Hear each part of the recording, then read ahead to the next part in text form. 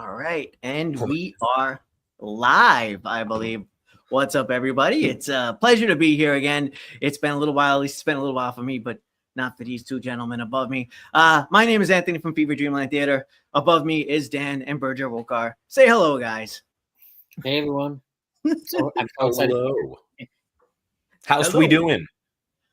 All right. Hopefully everybody's doing well tonight. We are here because we're going to be talking about the very recent show on HBO Max, The Penguin. We're going to be talking about our thoughts. It's going to be all out spoilers. So just a heads up, if you haven't caught the show yet, absolutely, catch up on it, then come back here and watch this stream so that we can tell you what to think of it. All right. So let's get started with a quickie introduction. For those who don't know, The Penguin, following the events of Matt Reeves, the Batman from 2022, Cobb, a.k.a. the Penguin, makes a play to seize the reins of the crime world in Gotham. That's a basic description of the show, and I think it's a pretty effective description. But, of course, we also know that there was a lot of other bullshit that popped up along the way, and fun stuff and grimy stuff. I guess just right off the bat, I will say I absolutely love this show. It was something that when I saw the trailer, it was like, okay, that looks kind of cool. Then I saw the show. It just blew me away. I was completely hooked.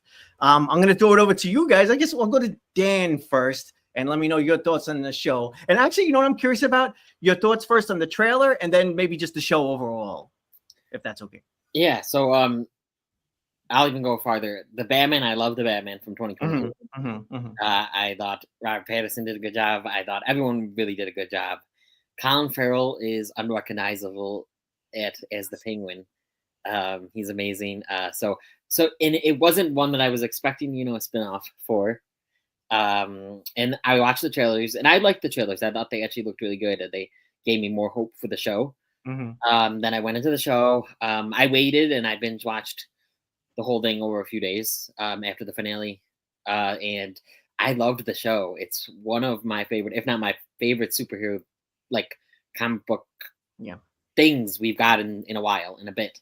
I was absolutely hooked the whole time, so I ended up really loving it and glad they're doing this, and hope they do more in this world, but not let it be the Disney Plus syndrome where they do too much and it's not that good. Yeah, that's putting it nicely, I'd say. Boy, Jace, what are your thoughts on the trailer and then how the show rolled out eventually?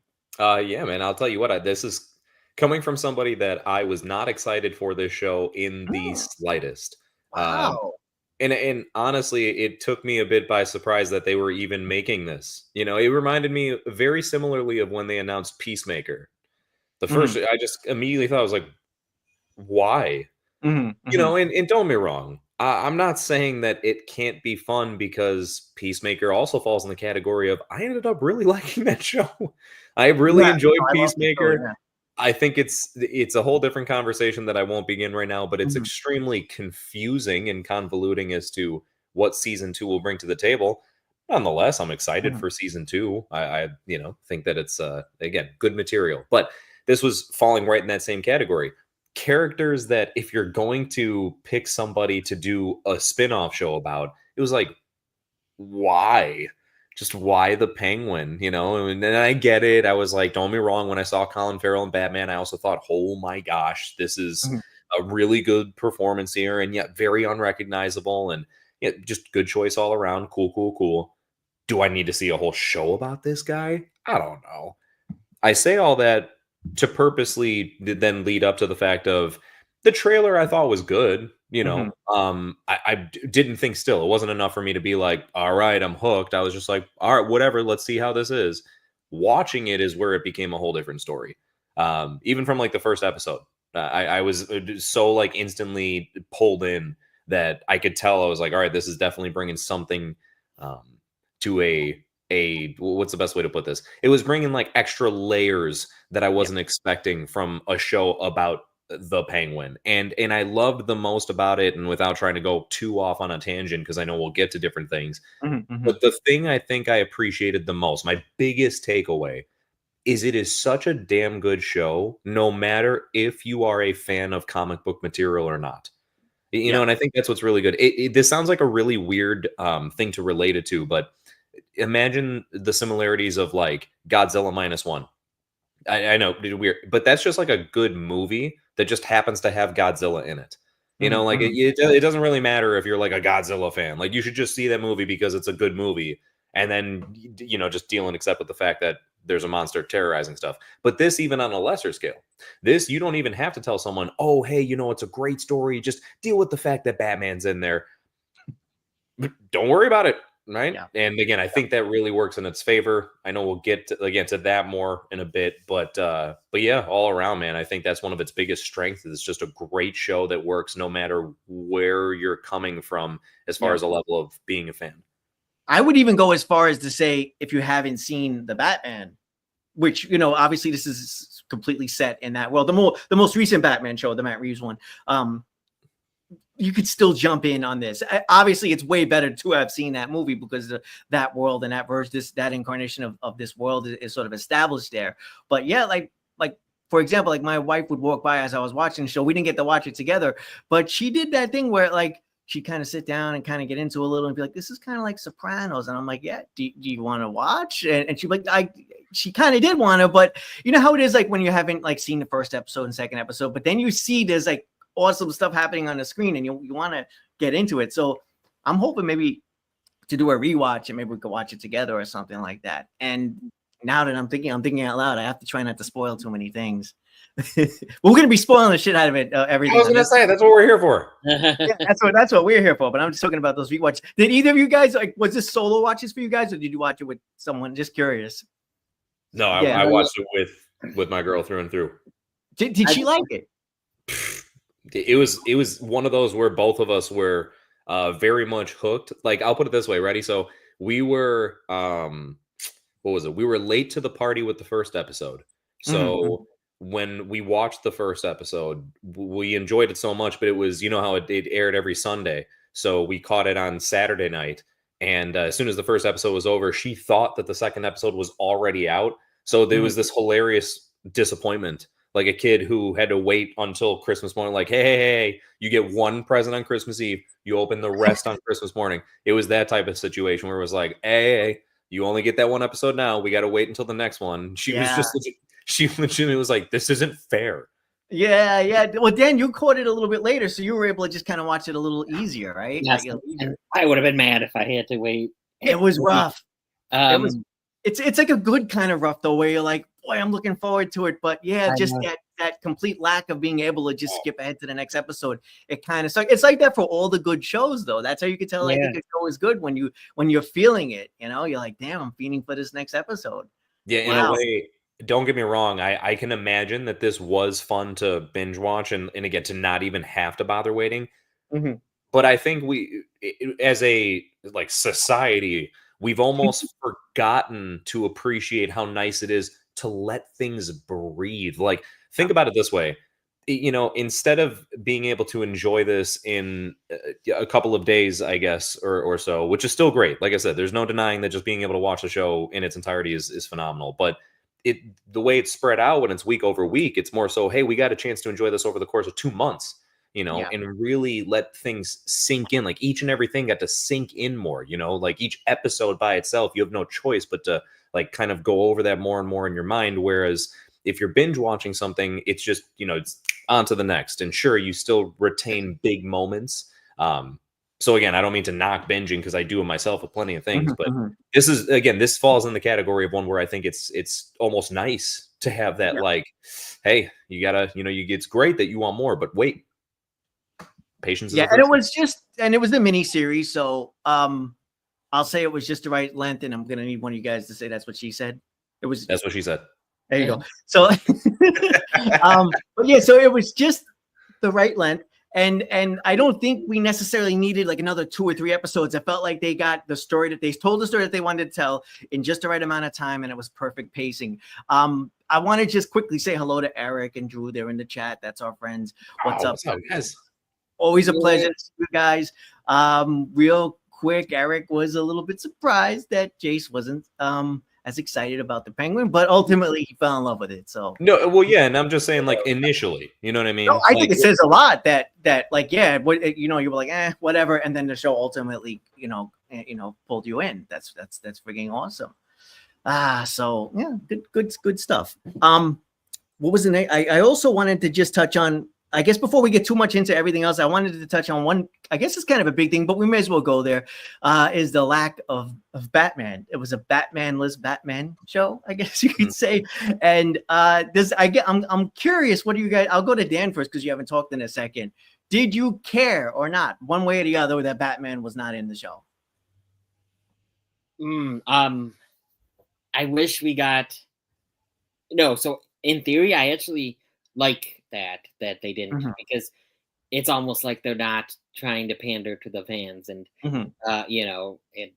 fan service and all that stuff.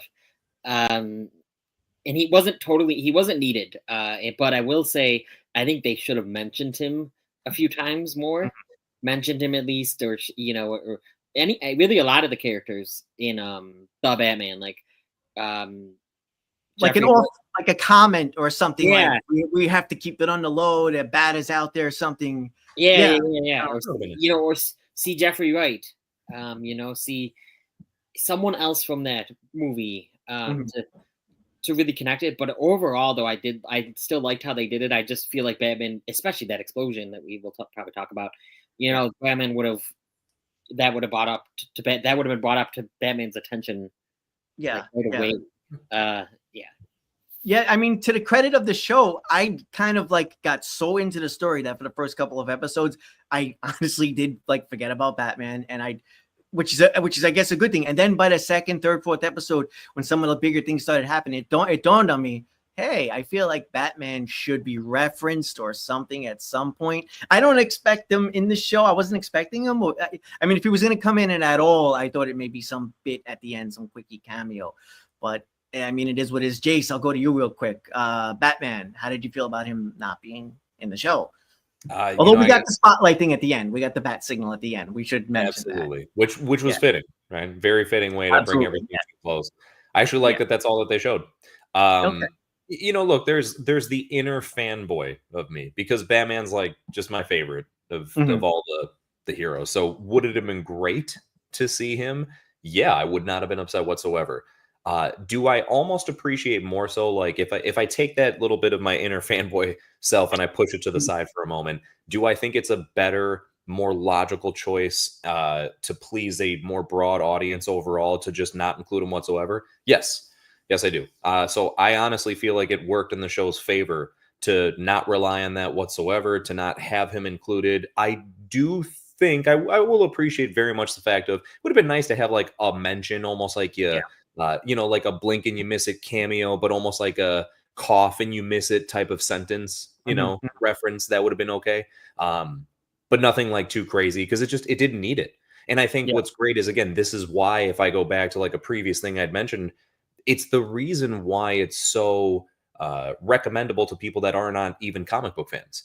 It's the one comment that I've been making when I introduce this is I'm like, literally forget that it's even connected to Batman. Forget that it has anything to do with heroes of any kind whatsoever. Just, it doesn't matter, right? Just watch this going in blind. I know that we had brought up about, not needing to see the Batman movie. I saw that Eric felt a little bit different about like, I wouldn't. Again, I think that's the fan side of us saying that. Like, of course, it's not just preferable, right? You don't prefer to not see that first. But let's be honest, do you need to? And especially for someone who's not really into that material, would I say you need to watch Batman first? Thankfully, no. But again, that's a compliment. That's something that really works in its favor. So, it's one of those, it's a bit of mixed emotions, but I do think it was the smarter choice overall to not include him. I love that we at least got the bat signal at the end. I do think that Dan brought up a good point in the sense of like, it'd be great at least to get another character. Like, I think Jeffrey Wright, as far as Commissioner Gordon would have made the most sense. It's like the easiest thing to squeeze in. Plus, dare I say, when it comes to like budget for the show, I feel like he's more budget friendly than trying to pull Robert Pattinson in for a cameo appearance. So that probably could have been a little bit easier. But again, I don't know. I don't really have any complaints though. That's the nicest part about it. Like, it's just, it almost worked in its favor. Yeah, same here. I'm gonna, and I'll mention Star Wars real quick, but I promise it won't be that long, Dan. It won't be that long. You remember during Force Awakens, in the writing of that, one of the complaints was like, "Where's Luke? Where's Luke? Where's Luke?" And then I think some of the reasoning that was put out was like, "Well, the minute you bring Luke in, everybody's only going to want to follow Luke." And I understand. So they kept it mainly on the main three characters, and then when they brought in Luke at the very end, I almost felt like it was a similar sort of thing here. If you plunked Batman in the middle of this somewhere, you'd want to follow Batman.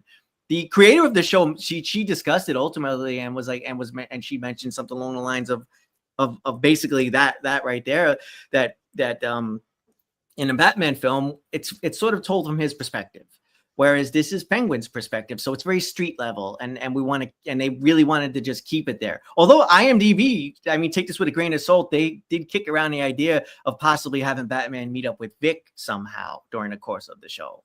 Yeah, I think that would have to be through a flashback. I mean, because just to go ahead and kind of like cut the chase, I'll put it this way: if it's not via a flashback, then it's like, holy crap, does that completely undercut the finale of Penguin? Like, it's I wouldn't like that's such a Marvel move. Do you know what I mean? Like, and I love Marvel, but same.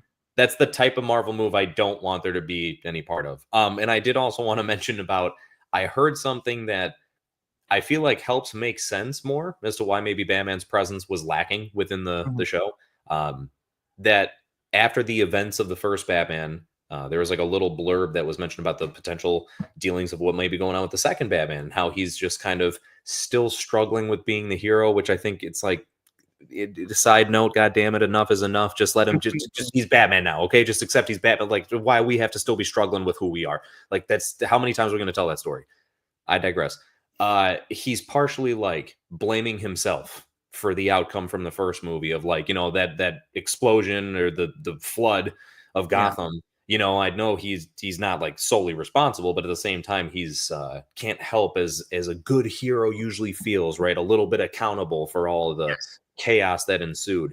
He's going to absolutely carry that burden. Yeah, it makes sense. And so with that, I think that those things have got him either just kind of,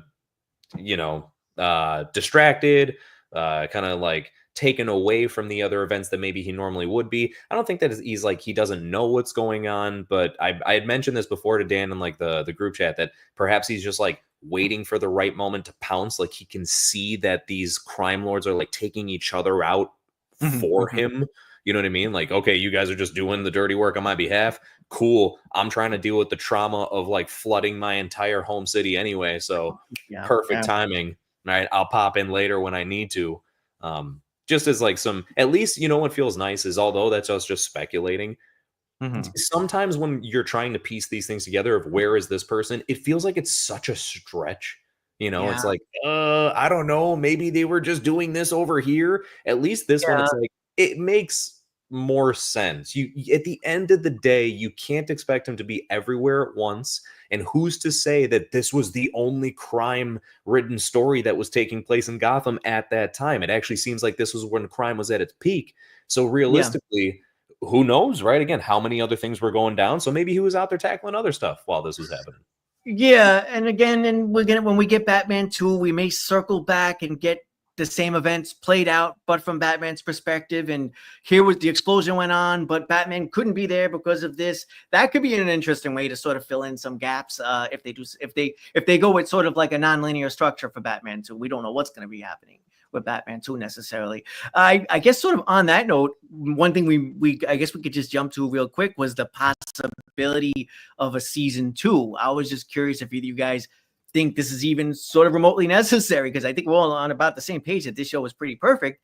And I also know that it's difficult to even say because we haven't seen Batman 2 yet, which I'm guessing Penguin season 2 would take place after that. So, but just for the fun of talking about it, Dan, would you want to see a season 2? Yes and no, because this was such a good story and it was more personal. Like I came in the group chat, I was like, okay, season 2, maybe it could be like the other drug lords, the other bad guys, the other crime people we meet trying to overthrow Penguin, but that's not as personal as him and Sophia, and their connection to each other. So they would need to make something that's just as impactful as season 1. and right now he's on top. So yes and no. I would love to watch another show in this universe, and no matter whether it's Penguin season 2 or not. Okay. Yeah. Jace.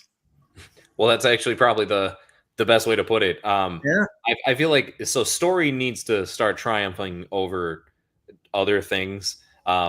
At the end of the day, we don't need a sideshow about every single person that does every single thing. Like, next thing you know, they're going to be like, oh, so when's the spinoff about Sophia? And then also, aren't we going to get, something about that one Arkham guard that said that one line in the one episode? And, it's like, you gotta draw the line somewhere. However, the show in itself is proof. It's solidified proof, unless you just disagree. So I shouldn't say solidified. It's opinion based, but it's proof that, you can make a really good show about just about anyone. Yeah. If the story is good.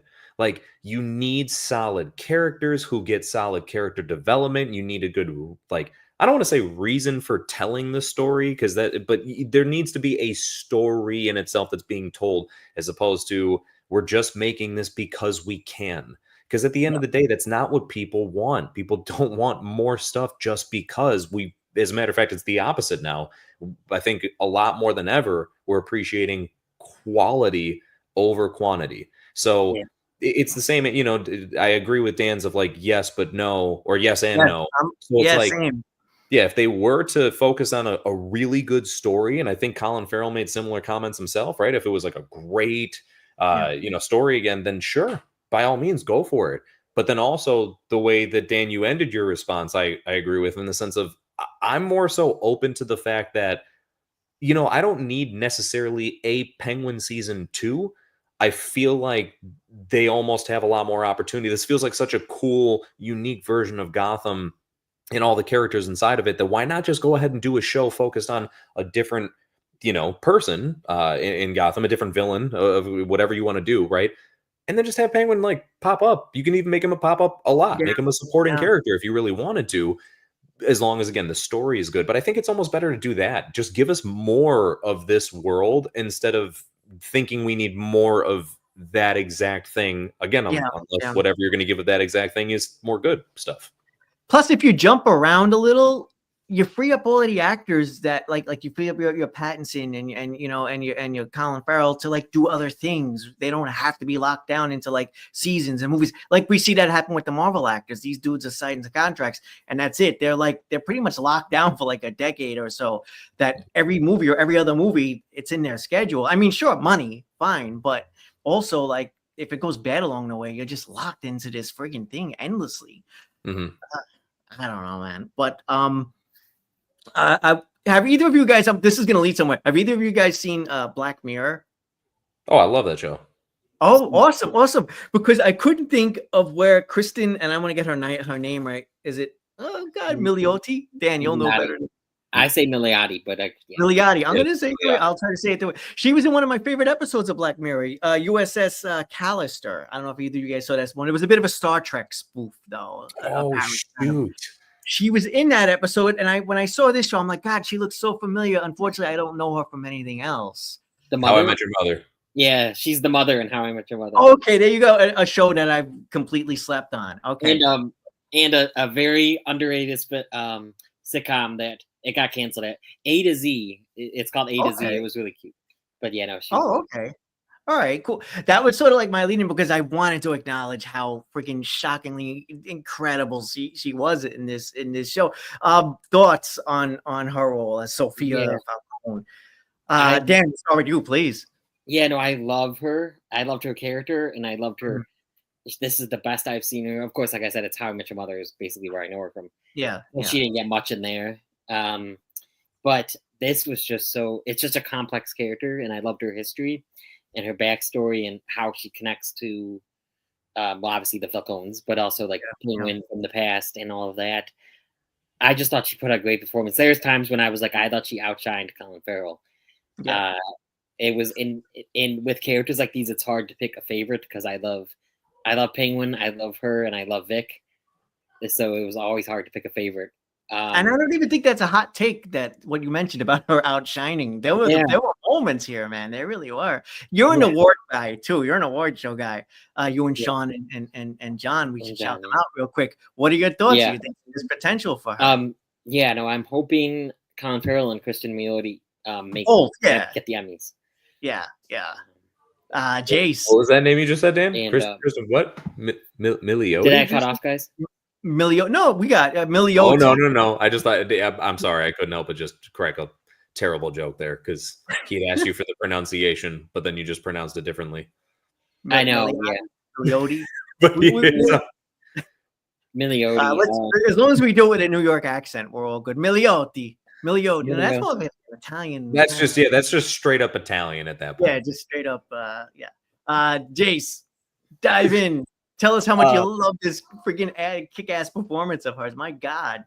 I was gonna say I'm familiar with her from a couple of things. Honestly, Anthony, I thank you for reminding me about that Black Mirror episode. Yeah, I want to rewatch it now. Yeah, I was gonna say, but I forgot she was in it at all. As a matter of fact, I don't know when I first saw it if I recognized that it was her. Even maybe not. I don't know. But so seeing her in limited things prior to this. So it's unfair in a way for me to say this is my favorite performance of hers, but I'm going to say it anyway. It's my favorite performance of hers.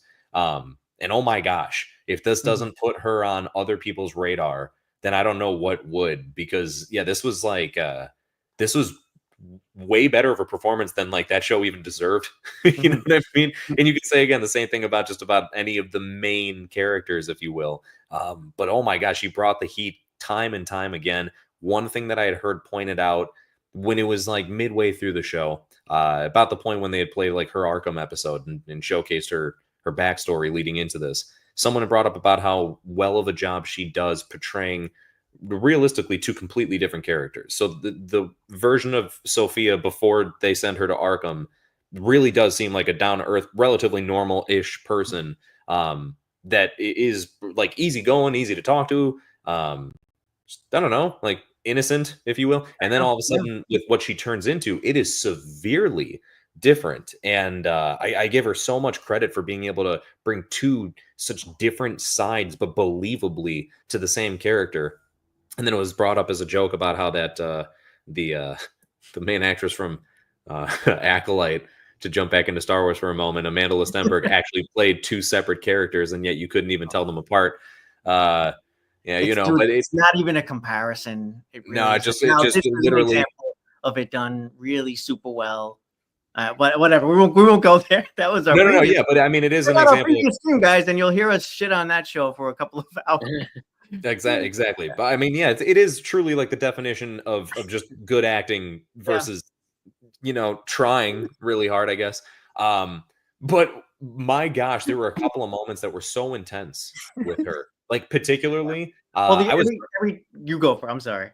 No, at least I was bringing this up to Dan. I'm curious to hear your guys' thoughts on this like moment. Dan, I know we kind of spoke about it a little bit already, but there's that moment in particular in the finale when she's got the mom all like, held hostage and stuff. That entire scene was one of the most tense moments that I've seen in a show for quite a while. Like it was legitimately like I can see anything happening right now, and I wouldn't be surprised. Or I would be surprised. But you get my point. I'd be surprised if anything taking place because I don't know what to predict, right? That's the better way to say it. And it just, again, you cut the tension with a knife, and the acting through that was stellar. The reveals, the twists, I guess, if you will, everything just played so nicely into one another. And man, it just made for a really cool moment. But that was, again, from her. I stemmed to that moment from her acting. So Cristin's performance there as Sophia is so scary. Yeah, like she's just on the hinge or unhinged, right? Is the correct like kind of word to think of this, and in just its definition, she's completely unhinged, and like in her eyes alone, like I feel like you could put a mask on her and just have her eyes show, and you'd still be able to get like what she's putting out there. But I don't know. Do you feel that same intensity, or was that just me? No, it absolutely wasn't. And the thing with the intensity and the insanity that was there is that I'm going to go a step further and say it was all justified. I'm sorry, everything that happened and went down between like her and her family and the shit that came out and in the wash about her dad and the hangman stuff, like, and then the fact that her family ultimately and her dad, they set her up, and I'm completely team, I'm completely team Sophia. I really am throughout this show. And that episode that she had where it was pretty much entirely her in the asylum, just getting pounded down and beaten down. That was another example of just pitch perfect acting and the way she handled everything. But Dan, jump over to you. Yeah, Jace. You had anything else to add? I mean, Jace, I love that scene. That was it. Yeah, because you didn't know if Oz was gonna tell the truth. Part of me thinks he almost believes that he didn't do it on purpose, but he thinks that he did, that he killed his brothers. But I really love that scene. I love episode 4. Is that the one where she was in the asylum and they did the whole plan? Okay, that's the one I'm referring to. Thank you. And then whatever episode, and I said good for her when she gassed her whole family and but that sounds terrible. No, I know. In the show, it's a show for anybody just walking in now and seeing that was great when she gassed her family. You know what's funny is I feel like that, right? So many people feel the need to say that, like, if that needs to be explained to you, you're part of the problem. Okay, let's make that very clear. If you need it to be explained that, how could you be rooting for a woman to gas her whole family? Because it's a fucking show with fictional characters. You absolute twat. Yes. Gosh. And sorry, maybe the insult's not necessary, but still, I mean, I question your intelligence if you need that to be explained to you. Well, you know what? We're going to get into a little bit more. We're going to get into the weeds with that, I guess, a little bit more when we come to the end of this stream and we start talking about Vic and the stuff that happened and whether we should still be rooting for Penguin. Well, we will get there. I swear. I just wanted to give a shout out to a couple of other actors, which I feel like get a little slept on because our leads were like so freaking magnificent. But Deirdre O'Connell, I hope I'm saying it, as Frances Cobb. She was in Eternal Sunshine of the Spotless Mind. I was looking up IMDb and some of the other roles that they're in. She was freaking great here. And talk about some severe mom issues. I guess we could come to that too. But what did you guys think of her performance? Yeah, really good. I with those top 2 performances, especially the top 2. It's just hard. Like you said, sometimes you overlook other. But I really liked everyone's performance in here. But she was really good, especially in that scene that Jace brought up. And she's about to get her finger chopped off. It's like the whole dynamic between her and the son. It's like in the beginning, I didn't know what to think of it, and actually, I'm glad I'm here with you guys because now I could ask you guys: did some of their relationship make you uncomfortable? You're damn right. Okay, because I haven't seen a single person mention this. Bro, you know how many moments that I was like, are you trying to smash your mom? Okay. It reminded me of Joaquin Phoenix's Joker and his mom at times. Okay. A little bit. But at least he really at least seemed much more like a child that desperately needed like a mom to be there for him.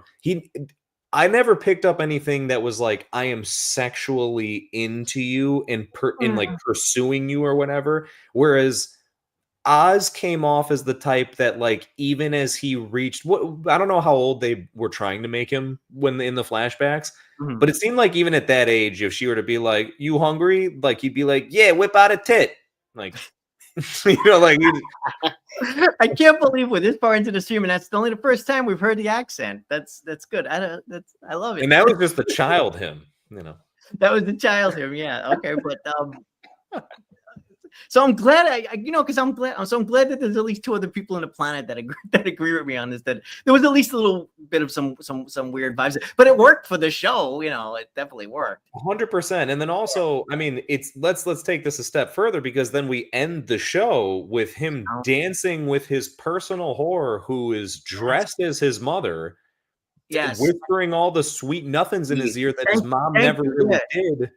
Tell me, what is he telling her? Say you're proud of me. Tell me you want that nut where? I mean, tell me I'm special.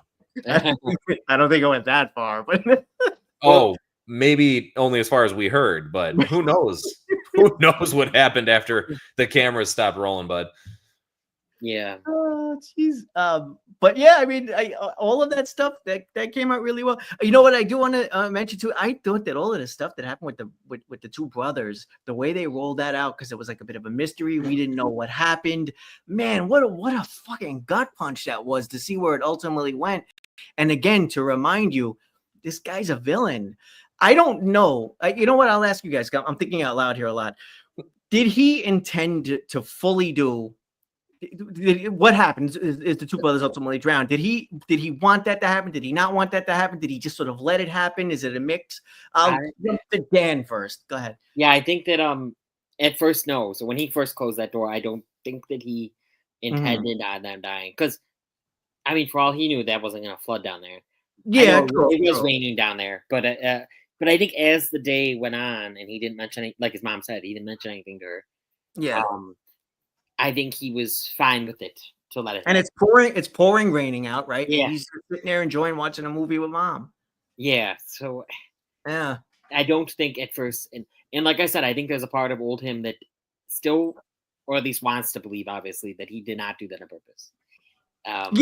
Yeah. Sure. I just think he's so in denial. He didn't even want to. He wasn't going to even say it to save his mom's finger from getting cut off. So, yeah. But I like that they left it. I'd say it's open to interpretation. Jace, what are your thoughts on that bit? I also don't think that it was. I don't think, hey, I'm going to do this in order to kill my brothers. Okay. But I think once he kind of realized that that's what was going to take place, I feel like from his perspective, he almost looked at it like a sweet. Like, that's all I had to do, and now this isn't a problem anymore. Like, oh, I didn't realize that was going to take care of the issue. Cool, mom's all to myself now. You know, like like an indirect solution. You know, like to a problem. He's an opportunist. It fell in his lap, and like I don't think at any point he was like, I'm going to find a way to plot to murder my brothers. But if this is just going to happen, he seemingly had that attitude of like, well, I really could not care less. You know what I mean? Like, there was just literally zero remorse. And I think with the whole fast forwarding to him being an adult, it just proves that, like, it's really scary that sometimes of like how powerful the mind is. And if you keep telling yourself something for a really long time, you eventually like start to perceive that as truth. You like convince yourself that that's real, whether it is or not. It's why like so many people go to therapy, and then people are like, what happened to you as a child? And you're like, oh, fuck, that's right. That stuff did happen to me as a kid. You know what I mean? Like, it's because we either tend to like push stuff down or think of it differently or whatever. And again, after a while, it gets like lost or whatever. And then especially more of like, if you're more, dare I say, messed up of a person like he is, then I think it's like easier to just let your mind warp it into be like, no, I didn't do that. I mean, I closed the door, but like, I didn't kill them. I didn't make the water come down and flood them and drown them and everything, you know, they could have got out somehow. They could have swam. Like, I feel like he's got that type of attitude. And I love that they actually take it to the next level where we're in the dark. How much does the mom know? How much does she not know about what happened? And then ultimately we learn she seems to have an idea of what happened. And just to keep things going, she practically puts out a hit on her son, which is insane. I know, I get it, but the way she describes it is like, there's a devil in my house. There's an evil in my house. I can't believe the show went that far. And then he basically like we see him do a lot throughout this show. He essentially talks his mother out of having him whacked. He really does. With that whole speech at the end, hey ma, I'm gonna take care of you, and all of this stuff. I can't really do New York accents, but that whole conversation. I have no self-awareness. That whole conversation, it just really solidifies the Penguin character. How like he's gonna take care of the mom, he's gonna take care of her, but it also just goes to show how much this kid, even at a young age, he could talk himself out of getting killed. Knowingly or unknowingly. I love this show. I love that. But I'm also just shocked that they went that far with the mom willing to do that. Dan, I'll see. Did you want to chime in on that at all? Just curious. While Jace composes himself. Good for her. No. I know that's the thing too. Again, I think I'm team mom on this one too, because the Penguin is just such a piece of shit. I liked how this is not. I mean, it's related, but I liked how we see her come out of the room all dressed up from one perspective, and then later we find out she was not, happy with him, and then we find out all this, like that she put the hit on, that he was going to take her for a ride, he was going to take him for a ride, and then, but yeah, no, I understand, but yeah, it was definitely dark, especially if they did it. But if they did it, then we would have had this. And even when that plot is going down, they do something interesting that I can't say I've ever seen before in the show, where they do the flashback, but they don't use they have a younger version of her at one point, right? Like a different actress. Yeah. But for the purposes of the flashback, they actually use the older version of the actor. I liked that part. Yeah. I love that. That was very interesting. I don't know that I've ever quite seen that before. Yeah, I really liked that, and also actually Eve at the end, as Jace calls her. Well, I'm not going to say the word, but but Eve at the end, I actually, when he first walked down, I actually thought that was the younger actress that played the mom. I thought he was maybe seeing it. Okay. Obviously it's not, but they looked good. They made her look really good as the mom. Yeah. I think, and now it's pronounced whore, Dan. I know, but I'm not gonna say it. No, it's okay. It's just it's pronounced whore. It's like horse without the s. Yeah, but her name is Eve. Eve. Yes. Hey, and not for nothing too, you can't even fully trust her, because at one point she did kind of. I like that she did, because she found out that he's. Understandably so, man. All of the stuff that the Penguin goes through, it's just like the dude brings it on himself. So when people betray him, it's like, dude, you betray the entire planet every second of the day. So of course it's gonna happen. The one last actor I wanted to just quickly bring up. I mean, there's so many, but like what's his name? But he played the doctor. I thought he was actually really good too, and I haven't seen him in anything else. Dr. Julian Rush was played by Theo Rossi, but he was in Sons of Anarchy. I wasn't familiar with him, and Army of the Dead. Anyway, I thought he was a pretty good sort of mysterious character. I kept trying to jump into the comics to be like, is he going to become somebody or something? Because I didn't really. Jace, you're more of the comic book guy. Do you have an idea if he was going to become somebody or anything like that? Or there's definitely like a couple people that you could probably like start to narrow him down as. From what I understand, and this is like the biggest rumor. I have no sense of how real this may or may not be, but supposedly his character was going to be Dr. Jonathan Crane, a.k.a. Scarecrow. Okay. And then they renamed him at the last moment. I don't know how true that actually is.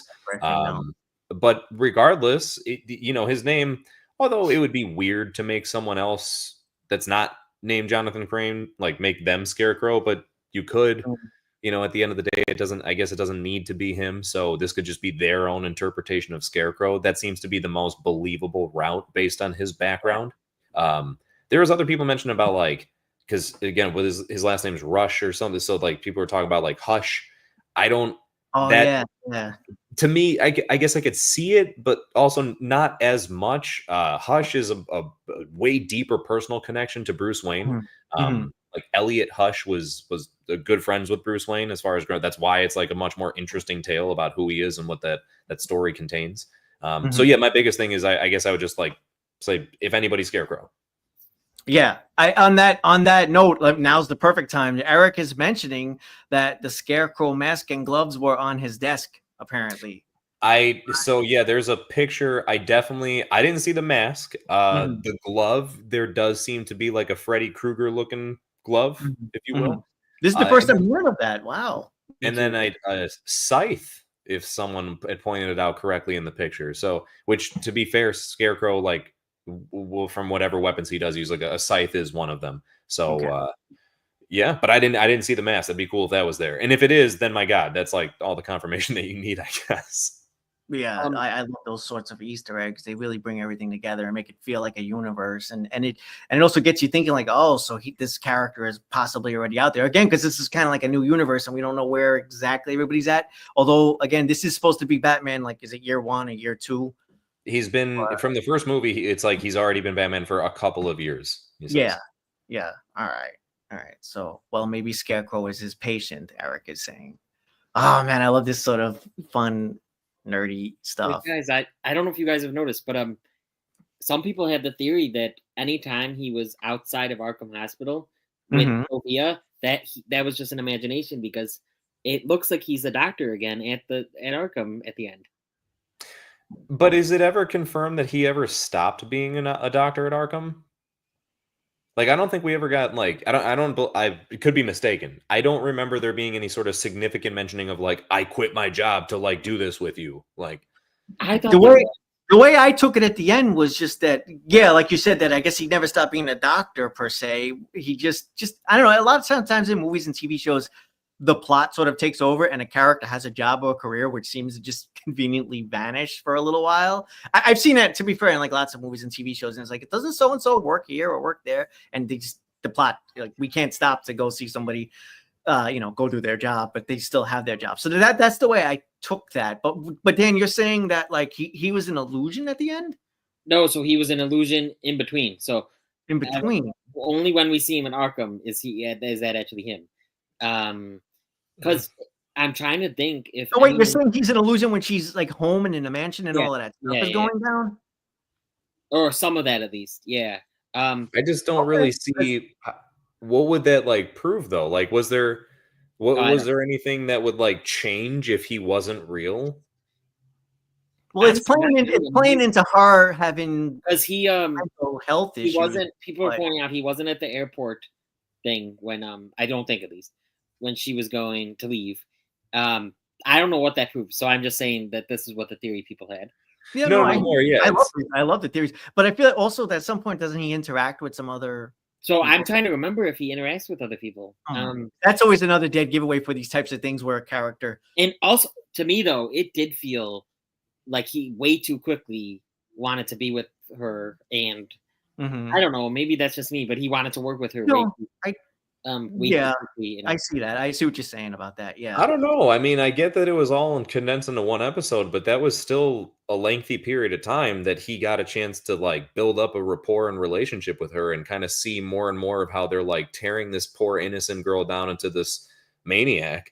I don't know. I feel like that based on like what they showed, even from day one, he seemed to be kind of like not fully on board with their way of handling things.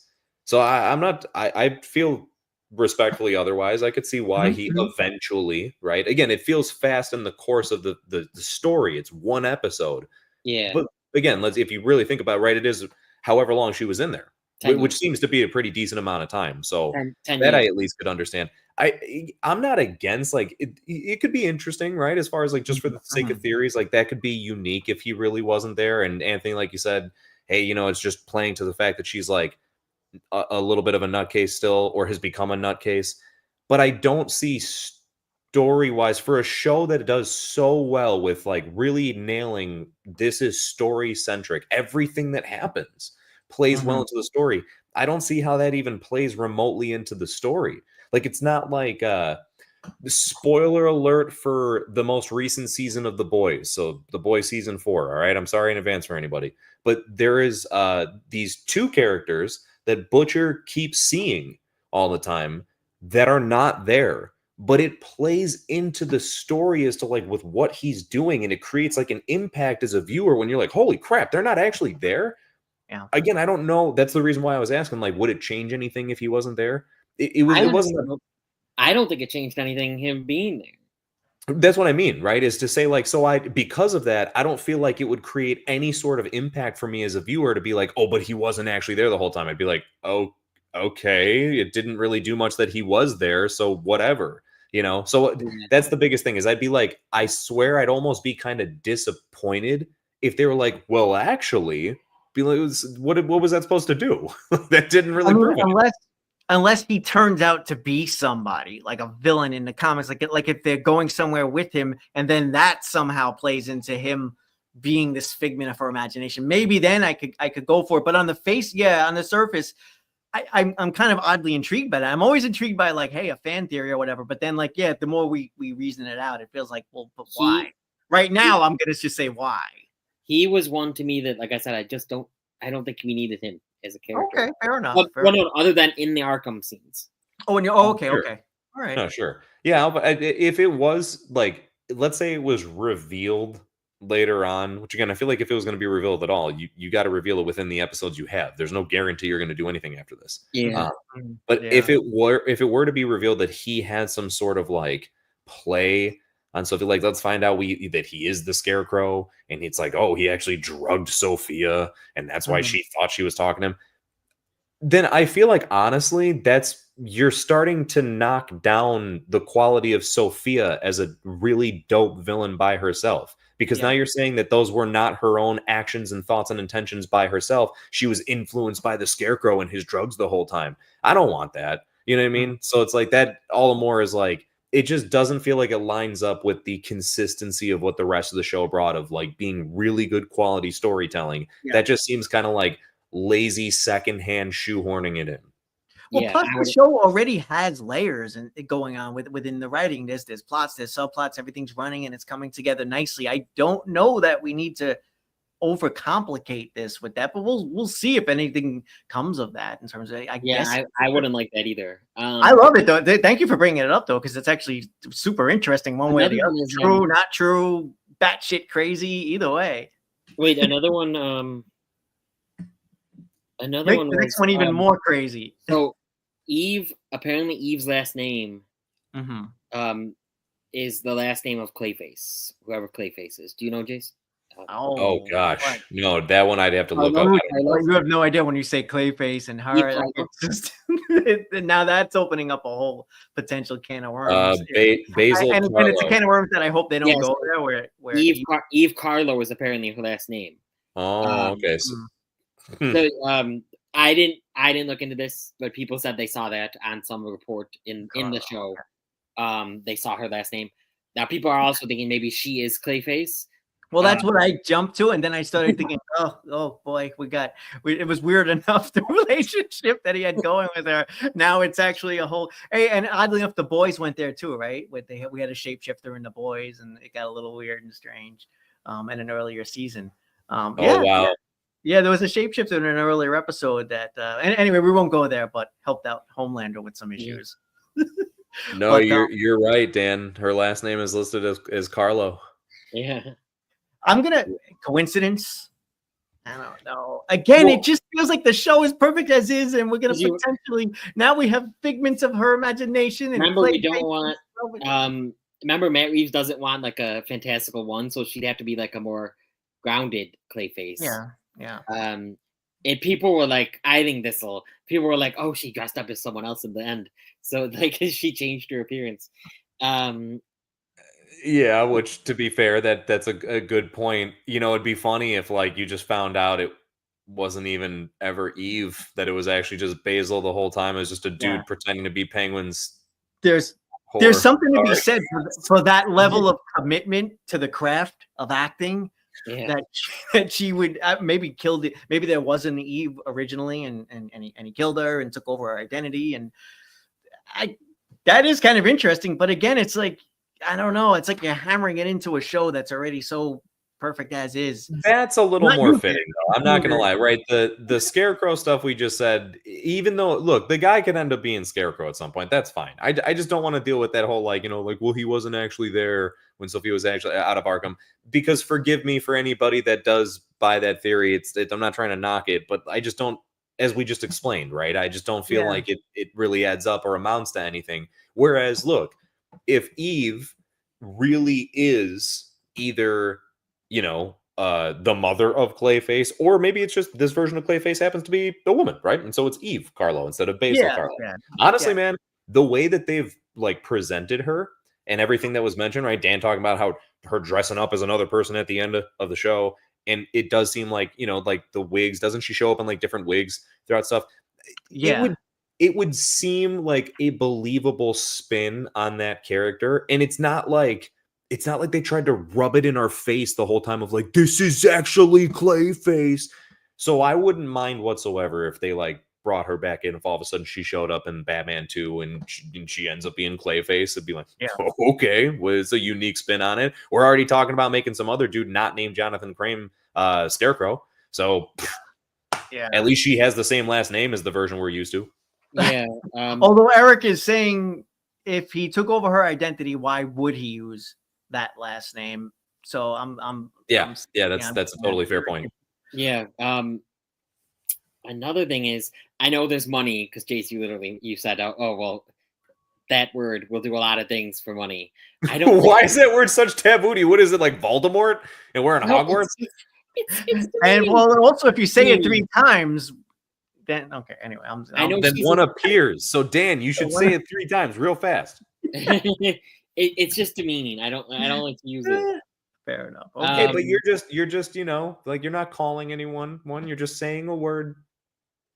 Okay, yeah, but anyway, so yes, she would do something for money, but it would actually make sense if she was Clayface, because why would the real Eve forgive him after finding out he killed all his girls, or he was responsible for a lot of lies and stuff. And yeah. Well, she betrays him initially and then ends up back with him. I felt the way I took it was that she betrayed him. She got her hit on him, and then in the end she went back to him just because he's paying her. That was my take on it. True, but Dan, holy crap. You just gave me an idea for ready for this, guys. I want this to be understood that if this actually happens, we said it first, okay? All right, just let that be known. Let that be known. How epic would it be? Because they seemingly are not afraid to go in a bit of a darker direction with all this stuff, right? How cool would it be if Eve is Clayface? Okay, this universe is Clayface. And the only reason that she got back with Penguin is because she knows that Penguin just got to the point of power that he did, right? So consider that. Now, consider Batman 2 opening up, and I'm sure they would open up with some Batman stuff first, but somewhere in Batman 2, imagine that Eve / Clayface kills Penguin, right? Which is like a what? But then transforms into Penguin to take over and do a bunch of shit that Clayface or Eve wants to do. Because he's already positioned himself into power, and now she just kind of comes in for the win. Yeah, I mean, I wouldn't like that, but that's fascinating idea. Oh, you wouldn't like that? No, I wouldn't like it. I don't know what I'm curious what Dan will think of it, but I need my Penguin to just be the Penguin. But I like the idea, though. I do like the idea. I think it's intriguing, but I don't know. I feel like we just kind of went through a thing with the Joker where the Joker is the Joker, but he's not the Joker. And it's like, but at least this is so different, though. This is somebody actually taking on the appearance of somebody else. It's not like the dude just being like, never mind, I'm not who I said I was. No, Dan, what do you, Dan, settle this. Are we going to do it or are we not going to do it? So I wouldn't have liked it. I didn't know where Jace was going. I wouldn't have liked just killing the Penguin off in the next project after the Penguin season 1. Yeah. Well, Colin Farrell would still play him, right? We get the same actor. And at least Colin Farrell will still be in there. Yeah. I like the idea, but I don't know. I still think we need more actual Penguin. All right, why don't we compromise? Why don't we compromise? Hold and just incapacitate him for a little bit and lock him in a room somewhere, and then it depends on how long, Jace. Like if it's right away in the Batman 2, and it's just no, but Jace, I think opening up the Batman 2 like that would be fascinating. Well, because here's the thing: we'd still get the Penguin throughout the movie, right? You'd get he could be the main villain. It's just not you know what I mean? And I get it. It is a little bit of like Anthony, when you said about the Joker thing, I know what you mean, right? In the sense of it's not. But again, it's more of it makes sense for Clayface to, be somebody else. And here's the thing, when it's like, oh, I don't know, right? Because it's like, what? We have this all of a sudden attachment where we want to see Penguin survive or whatever. Fucking why? At the end of the day, like you think about it, man. There is so much other potential to bring to the table. And whose franchise is this? It's a Batman franchise. True. I love. We've been gushing about this show the entire stream, right? Yeah. But I am not so much an advocate of the show or specifically the character to say, dude, no, you can't kill him off. What? If it's for some epic storytelling fashion, that makes sense, right? It's not even like that would be some like, oh, why'd they do that? It makes complete sense as to why they do that. And they have a whole show that kind of determines as to why, she would have the incentive to do what she would do. And it doesn't mean that I'd be upset if they don't do that. No, of course not. But it's one of those where, do I love the performance of him as that character? 1,000,000%. Am I down for him to stick around? 1,000%. Am I down for a season 2? As we said, if it's a good enough story, 1,000%. But do I like feel protective over like, whoa, dude, hold on, you can't introduce the idea of killing him? Not at all. It's not the Penguin's world. This isn't, like I said, his franchise. You know what it is, man? I think what it is with me is I seen those early Batman movies where we got a Jack Nicholson Joker for one movie.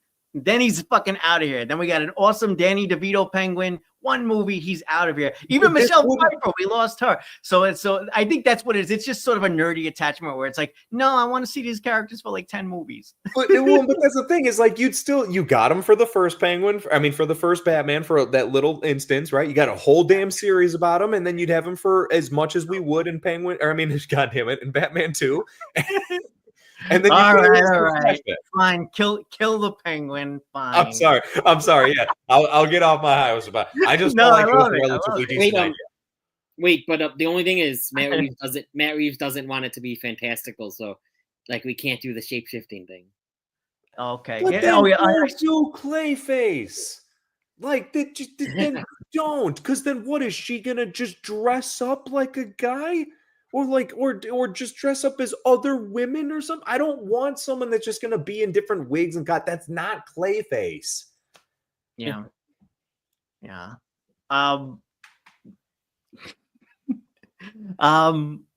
Anyway, all right. You gotta be willing to cross that line. If you're going to do characters like that, you got to be willing to cross that line. If you don't want to, thankfully, Batman has got a very vast rogues gallery. You are not obligated to do anybody with a fantasy element. Right there, they're talking about doing the Court of Owls for the next movie. Just stick with the Court of Owls. That alone is a good enough story. You don't need to include anybody else. But if you're going to make all these like claims about, oh, we think that Clayface is going to be in there, it takes place in the winter supposedly, so Mr. Freeze might be a part of it. Then be prepared to cross that line ever so slightly and take advantage of the fact that the version of Gotham you've introduced kind of allows for that. Like, I don't know about you guys, but this feels like a perfect blend for me in between. It is not the Christopher Nolan universe where that's like hyper realistic. Like, that's like real world. You picture that Bruce Wayne driving down the street for real. But this is like in between. It's like, yeah, it feels real, but it also feels like the Arkham games to a certain degree, where it's like, but I could see some non-realistic shit going on. I wouldn't be too taken aback if Mr. Freeze popped up in a suit shooting a freeze gun. Like, I wouldn't think that that's too unrealistic for that universe. And honestly, if you do it in a cool enough way, I don't see why it's that big of a deal to have Clayface just be Clayface. It's not like he needs to be anything like, world shattering. He's not going to be like that type of villain, but let him be what he is. I'm whenever you guys say Clayface too, I'm always hooked on the old Batman the animated series take on the character where he was a big sort of hulking mass. And I think in later incarnations they kind of kept going with that too. And I'm trying to think if I could imagine something sort of like that in this universe. I think I can. It's sort of like, it's almost like, remember the first Iron Man movie, and people were early on, they were saying, oh, how the heck are we going to get Thor into this universe? They did. They brought him in very, convincingly, and lots of other wacky stuff, talking dogs and Howard the Duck, and we had all kinds of talking raccoon, all kinds of shit. And it all ultimately fit. They made it work. It could work if you do it, if you handle it right. And I think, like you said, Jace, they're already halfway there. It feels like this universe is much more, grounded, but also there's enough sort of fantasy elements there that I think you can bring in a Mr. Freeze and just do it right. It's not going to be the most crazy thing in the world. Dan, any other thoughts? I don't mean to overtalk you if you had anything else to say on it. No. Next topic. I think the next topic is, unless you guys want to talk about anything else, the next topic is sort of the big, I guess the elephant in the room is our boy Vic. Let's just get there. The actor was, I feel bad I'm going to massacre his name, but Rhenzy Feliz. I'm probably saying it wrong. As Victor Aguilar. He did voice work for Encanto, apparently. So I didn't know that. Bruno?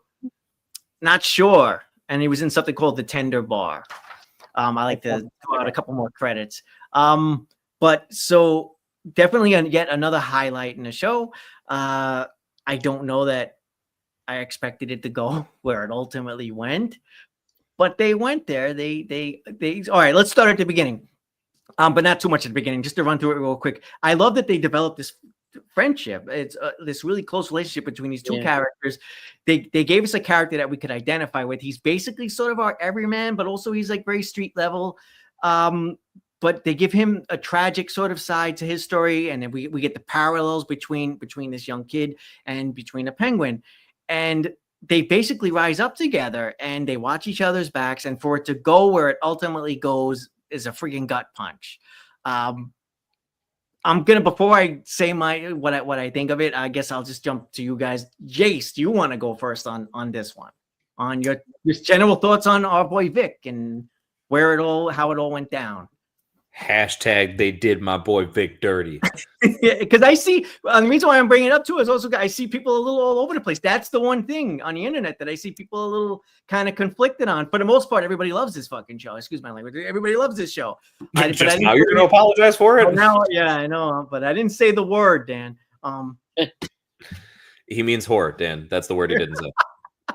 Now I can't say it either. No. Oh gosh. All right. No, look. Do I actually feel like he got done dirty? Yeah. I mean, 100%. But let me be very clear about this.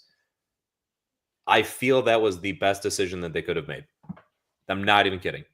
I think, of course, as a viewer, you don't want to see that happen, right? Mm-hmm. Like, if you were to ask me beforehand, at any point in time, do you want to see Vic's demise? No. He's a great character. He's a really cool kid. Seems like he's starting to find his own, you know what I mean? At least a little bit, maybe seems like he's morphing into something that he wasn't originally going to become, but hey, he's just rolling with the punches and he's rolling with it nicely, right? He's adapting to his new environment pretty well. And seemed like he was a really good, like, wingman to the Penguin, all around. So, again, they did a great job of building up a character that you don't want to see die on purpose. Mm-hmm. So that when he does, you feel something tragic. That is nothing more than beautiful writing to me, solely for the sake of this is a show about a villain. Yeah. I don't need, and especially unless you're trying to tell this type of story, I am so frankly kind of like sick and tired, and I feel like it's overdone, of these like, oh, they're not actually a villain.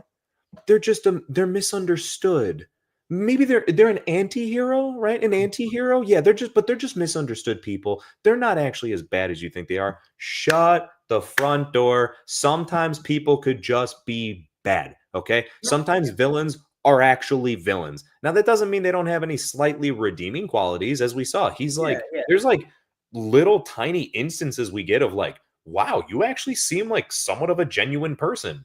Believe it or not, right? Like, you actually seem like maybe there's like tiny little bits of good in you.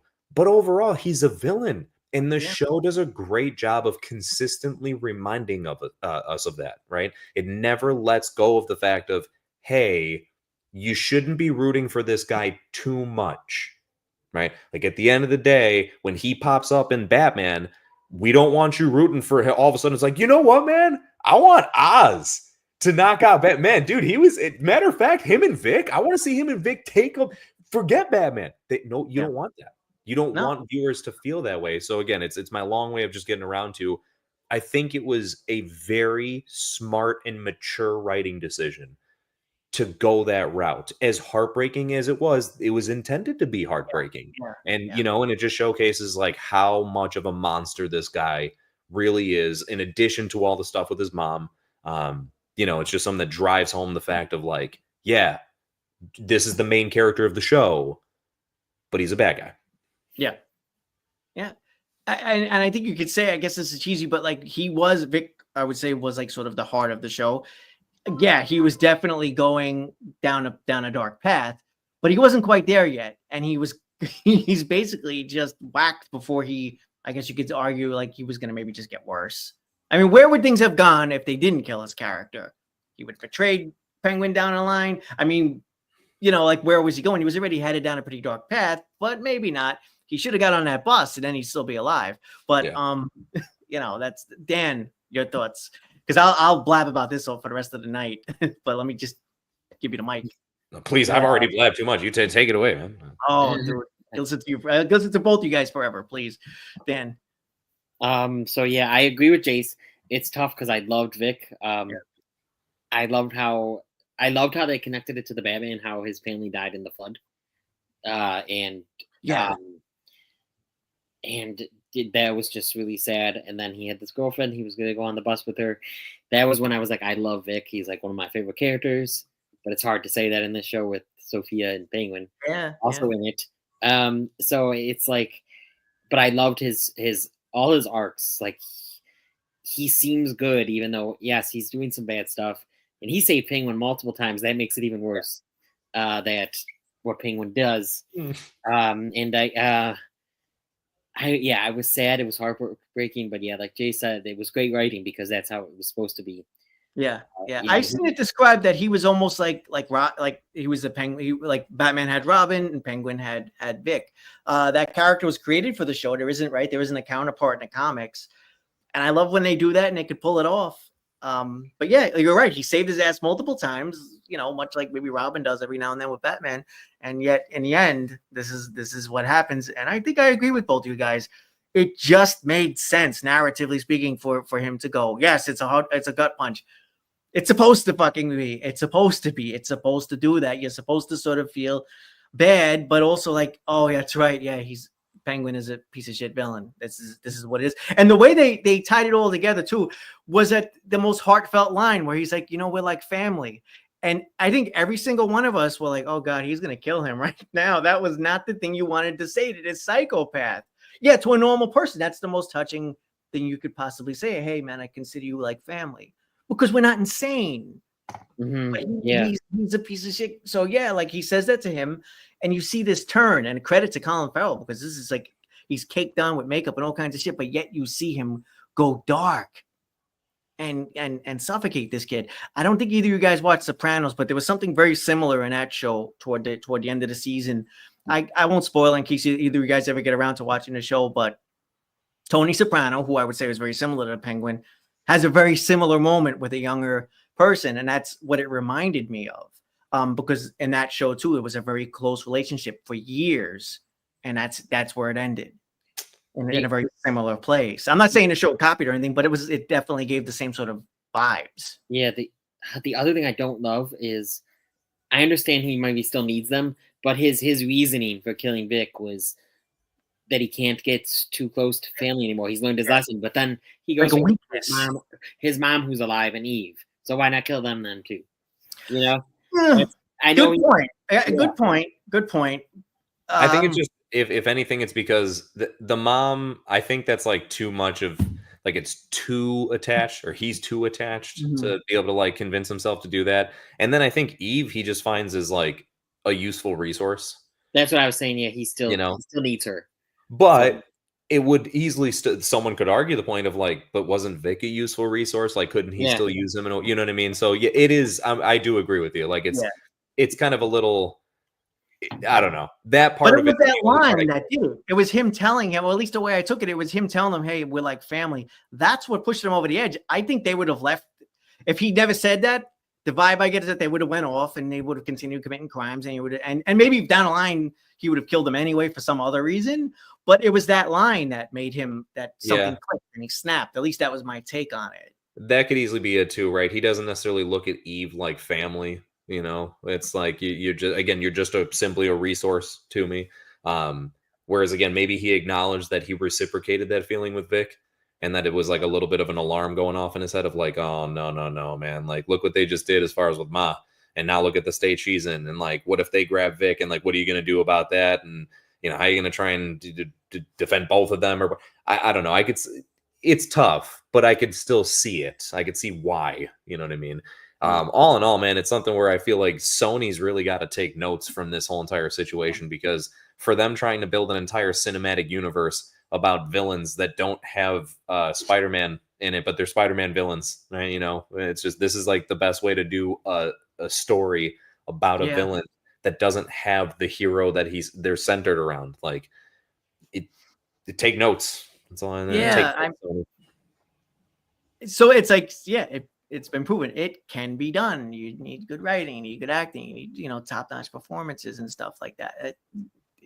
And I guess, Sony, please take notes. I think that's, guys. Was there anything else that might be? What was that?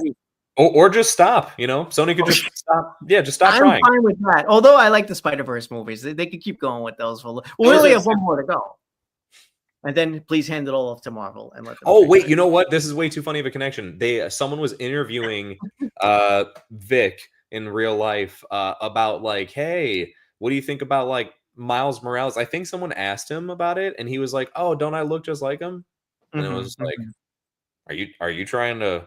Yeah, you're trying to, like, you know, all right, go for Miles Morales? What do you? I don't know. Would you guys accept that? Wow. Him as Miles Morales? Yeah, I mean, I think so. This is the first I'd considered it, and this is the first I'd heard of that. But now that you're mentioning it, I see no reason why not. Yeah, I like him as an actor, and he's already showed us, you know, some range here with this role. Because yes, for the most part, he was essentially a henchman that we kind of fell in love with, you know. But and then when he got killed, we actually gave a shit. So yeah, I'd say the actor could pull it off, man. He has the chops. Yeah. I'd rather that than again them try to morph him into like, oh wait, he actually didn't die, or like Batman found him just in time and injected him with that green venom stuff, so then he came back to life, and then now he's Robin. Like, look, if he never died, sure, I think it would have been cool to maybe see him eventually be redeemed as a good person and become Robin down the line. Cool. Yeah. But since they actually killed him off, like, let it be. But it is interesting though that his origin is very reminiscent of one of the Robins. For those of you that know how there's like different interpretations, the second Robin's name is Jason Todd, and it just so happens that the way that Bruce Wayne meets Jason Todd in the first place is because Jason Todd's attempting to steal the wheels off the Batmobile, and then he catches him. Yeah. And then he ends up, you know, adopting him and making him a second Robin. Well, wait, you know what? I'm going to say one thing. I'm going to push back a little against it. Jace, what if he's Clayface? What? Wait, if Vic is Clayface? Clayface. Go ahead, go. Yeah, make the story. Wait, so then what are you trying to make it seem like that would make him survive? Yeah. Would he survive that? Is Clayface? I don't know. I feel like in the old cartoon, I saw Clayface have like fake his death a few times. So because Clayface, Clayface is known to be an actor. He could be breathing out of his ass. So, man, I would hate that. That'd be such a no. I would hate it too. It's a ridiculous, absurd idea. And thank you for not taking it seriously. But still, I would have liked you to take it a little bit seriously. I thought about it for a sec. I was trying to make it work. Yeah, well, I was thinking you make it work in the same, just plug in his character and oh no, he's trying to rise up to the top to a Penguin, like the same way. Yeah, I think a pretty good idea with Eve. So yeah, something along those lines. Yeah, I was gonna say, if Vic didn't die, you could apply all those same things to him and just say that, right? He was trying to, you know, just same premise, but he would eventually take over once Penguin got to the top. But you know, yeah. So, and Eric is just saying he thinks we don't need to worry about that because he is super dead. And then he has a little crying face. I know. But see, that's what makes that stuff impactful is when you do that and again, you leave it alone. It's just, that is what it is. That's what happened. We didn't want it to happen. Guess what? You don't want people to die in real life too most of the time. And sadly, it takes place. You know what I mean? And it sucks. The alternative is yeah, exactly. I mean, the alternative is his like everything else could have played out exactly the same, but his character stays alive and he goes off with Penguin, and we could assume that they're going to continue their crime. So then we'll see him again, I guess, in Batman 2, and he's just another henchman. And then I guess we'll see him again in season 2. I guess the only benefit to that is that he was a good enough character and an interesting actor that it'd be good to see him. But I don't know. It's just like, I thought this was the perfect place to leave it, whether you liked it or not or whatever. I think this was the perfect place to leave it. And another thing that happens at the end, I liked that Selena Kyle wrote a note to. Yeah, we didn't get to touch on that too much. Yeah, I didn't even think about that. Yeah, she's the half sister of her. Mm-hmm. Yeah. So yeah, we'll see where they go with that. Jace, any thoughts on that little bit there at the end? I don't know. I haven't even given that bit too much. I guess because it's like I'm not sure exactly where they're going with that. Yeah, it's one of those where I mean, because Catwoman is very much rides a fine line. She's not like a hero outright, so I could see where she'd be looking at family over Batman. You know what I mean? I don't think she sides with Batman enough to be like, oh, I'm not going to break my half sister out of Arkham after she's going there for the second time. But so yeah, where that's going to like lead to, what that's going to amount to, haven't the slightest clue. Like, I mean, is the intention to have Sophia be a second Catwoman? I'm saying that sarcastically because I doubt that would ever happen. But, I guess at the same time, who knows? Maybe that's what'll make it interesting is like, oh, Catwoman just robbed this bank, but she's also somehow over at this jewelry store. And it's just like, how is she multiple places at once? Well, why it's an old-timey voice like that, who knows? But yeah. But yeah, point is, I don't know where it's going, but I thought it was super cool to introduce that. I had like completely not even thought about that throughout the entirety of the show. So when they introduced at the end, it did click right away of, oh my gosh, that's right. But I think that's almost cool that it's like, right, you more or less forget about that detail. Yeah. And so I'm curious. We more or less forget about Batman for the early episodes, much less a detail like that. But I guess the fact that they brought it up is a nod that it's gonna play a part in Batman 2 somehow, some way, or in a potential season 2. I guess more likely Batman 2, because honestly, when they made this, they were pretty much planning on just one mini series, and that was it. So we will see. I think. Oh, I wanted to at least mention that Eric mentioned. So Batman Earth 1 is probably the closest comic to this universe, and Penguin does die early on in that comic. Just saying. So it's not that crazy. Not that crazy of a theory. Again, and I've said it. Go ahead. We'll get a lot of them, right? If the whole thing I was saying happens, we'd still get a lot of them technically. I'm just saying. Hey, quick one. I guess one sort of last quick question, although it's a weird place to end it. His performance, Colin Farrell's performance here versus his performance in the Batman, did you feel they were slightly different, about this on the same level? And I know it's not exactly a fair comparison because he was able to do so much here and flesh out the character so much.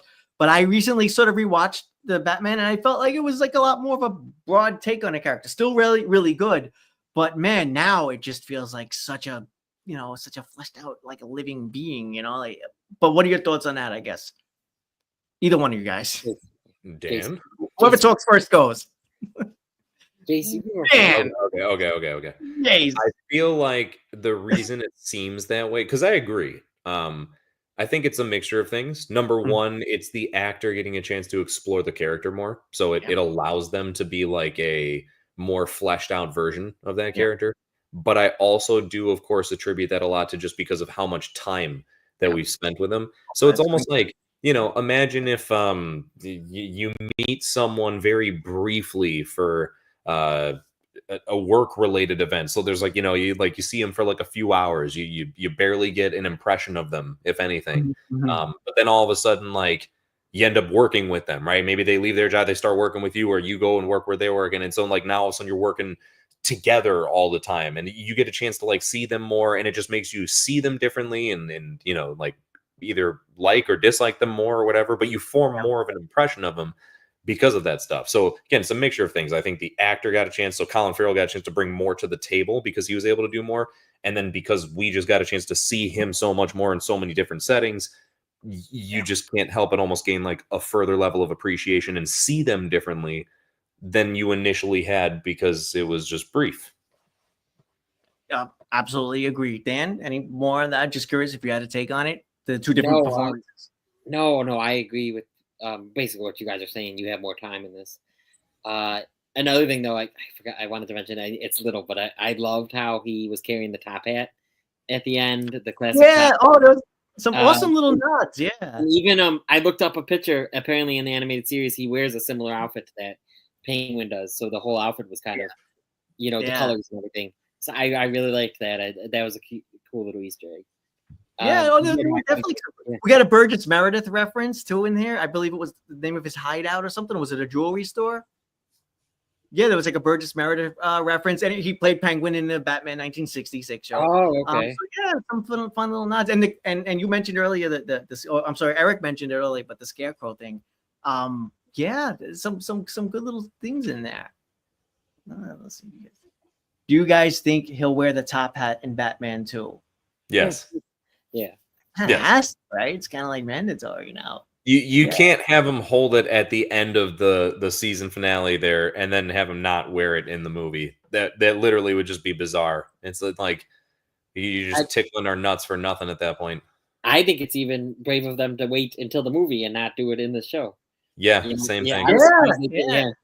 I wouldn't even be surprised if the movie wasn't just him in the top hat, but if all of a sudden like I wouldn't be surprised if like someone tried to like step in and he just picked up his umbrella and shot them.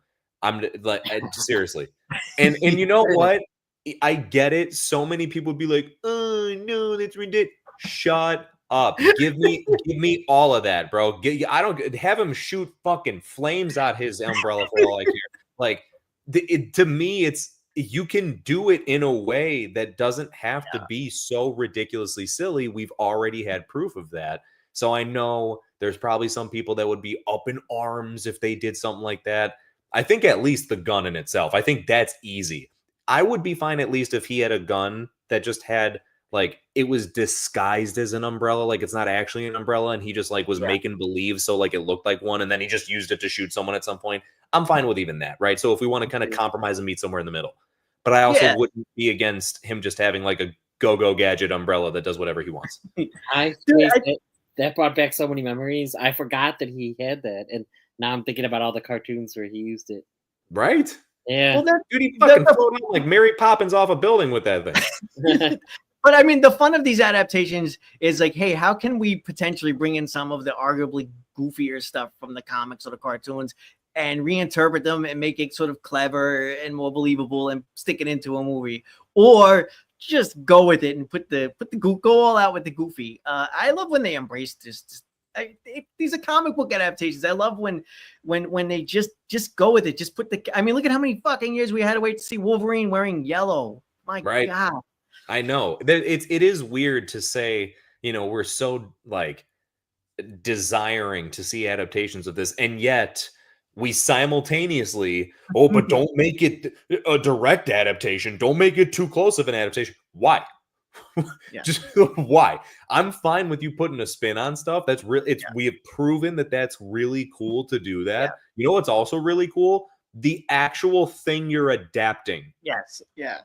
Dude, I mean, how many times have we seen images and videos and photos from Comic-Con with some of the things that all of the cosplayers make? And they look freaking awesome. It looks like, why haven't we seen this version of the character on the big screen or in the TV show? Because in the TV show or the movie, they have to just wear leather and be grounded and just be human. It's like, no. Yeah. And sometimes, also we worry too much where, and sometimes we even fall victim to this. Like myself, I'm like too critical about these details sometimes about like how logical something is. But sometimes it's okay if there is not as much logic behind it. Like if they were to just have something be there and not explain it too much, right? Again, if he just showed up and actually had an umbrella that could fire bullets, I don't need to find out how they built that and why they made it for him and what his desire is to have an umbrella be a gun. I don't care. Just give it to him. Because that's what the character is. And again, it doesn't mean it's mandatory. It just means it's okay to do that and it's acceptable because that's the character. If this were a brand new creation, a character that has never seen the light of day before, no one's ever heard of them, then maybe it would help to give some explanation as to, where all this stuff derives from. But you're talking about someone that's like a legacy iconic villain from Batman's Rogue Gallery. There's plenty of people that just already know. Yeah. Well, Eric likes the X-Men in the leather suits. That was I should have. It's not that that's better, but but it's not that that's not cool. It's just that doesn't mean that like that's all that we need. Like to me, that should be a one-off different version. hey, wouldn't it be Yeah. nuts if the X-Men were a little bit more realistic like this? I don't need that I know. every movie. You know what I mean? Like, Which is it's sort of what okay. it becomes. Which is sort of what it becomes. At least with the Spider-Man movies, for the most part, we got the classic suit or a pretty close version of it, I'd say. I think the Spider-Man movies, I don't want to go too much into other stuff because I know we have to get out of here. But yeah, why is it Batman that always ends up getting sort of like hammered into like, well, Batman needs to be Dude, around. someone was just talking about. Oh my god, this is Oh, hilarious. really? No, so one of my favorite fellow YouTubers out there doing his thing was talking about this exact thing. He's like, you know why the only reason, because he's not a fan of Robert Pattinson's Batman, but he said, you want to know why? He said specifically because he's like, I'm sick and tired of us doing this. I'm figuring out how to be Batman still. He's like, just give me in his prime Batman. Give me Batman who knows he's Batman, who is fully embraced being Batman, fucking tip top shape, everything like firing on all cylinders, 10 out of 10 Batman. You know what I mean? Like in his prime. That's exactly what I want too. So I can't, I don't agree with him. I do like the Robert Pattinson movie, you know, so I don't. No, I hear you. But I do agree of like, there is seemingly a lot of that. The closest that we got to a Batman who is just Batman is Ben Affleck's version, right? Because at least he had been him for so long. He's it's not so much that he's fighting to try and be like Batman. He's, if anything, fighting to try and stay Batman because of the age he was at and stuff like that. But I don't even want that anymore either. I want to, again, peak Batman. And so that's another reason why, as far as with this upcoming one with the second Batman, the fact that they're still alluding to the fact of, oh, and now, you know, now he's dealing with the trauma of the flood from the first movie and the guilt, and then he's really having a hard time dealing with being Batman still. I get it for the story, I really do, but also like, enough is enough. So you're a little conflicted on that. Yeah, it's almost like, you know what? How about this is the moment where he snaps and is just like, I guess I'm fucking fully Batman now. Yeah. Like, if I'm going to fix this, I guess I have no choice but to stop trying to act like a dual life is going to be possible. I'll be Bruce Wayne as much as I need to, but that's the character. I am Batman. I'll put the mask on and be Bruce Wayne when I need to, but I'm Batman. I think maybe that's why you played the Batman Arkham games, right? Maybe that's why we like those Batman games. So it was just like, this is just Batman. You know, all his villains. These are awesome. Here's a bunch of awesome versions of his villains. On that note, didn't we get a similar Penguin in that game too, as what we got in this show? I'm a little rough on it. Maybe we didn't. No, yeah, it was. Well, I mean, in the sense of being like, I guess, like a crime lord or thing, or whatever. But no, but the one in the Arkham games is like super British. Okay. Then I'm possibly thinking of a different game or something like that. But okay. Well, that's the only difference that you get. So you know how in the show he's Oz Cobb instead of Cobblepot? Yeah. That's the point, man, right? As soon as you make that name Cobb, he becomes more of a New York gangster. You know, like, you did good, kid. But as soon as you add Cobblepot, right? You add that part at the end there. Oi!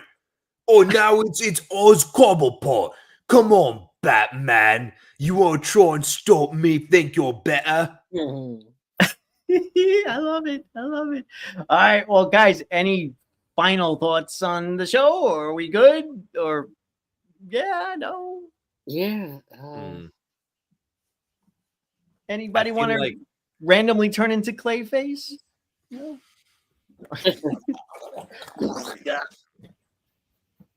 I want to thank the chat real quick. Eric was here with us, and anybody watching and future replays, thank you so much. We really appreciate it. Thank both you guys so much for being here. It was an absolutely awesome chat, and Dan, also thank you so much for the additional trivia there, man.